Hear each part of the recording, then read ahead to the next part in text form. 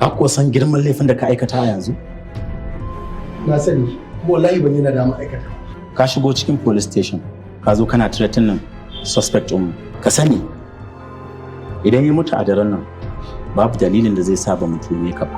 Uncle Shamsu, ka kai kaɗai ne gare mu a matsayin uba. Allah ka yawo ku. Rabo, wallahi idan kana da hannu a kisan ɗana Ahmad, ni ba zan taɓa yafe maka ba, ni da zuri'ata gaba ɗaya ba za mu taɓa yafe maka ba. Kai jinni, na gaya maka ba na son maganan nan. Kun ki ku daina, kar ku gaya min maganar banza mana. Ai abin da marigayi ya mana, mun ba mu gode mai ba. Allah sai duniya ta tambaye mu. Inna lillahi wa inna ilaihi raji'un. Dan na lura tun kafin ta fita daga takaba, wasu mazan suke ta kawo mata hari.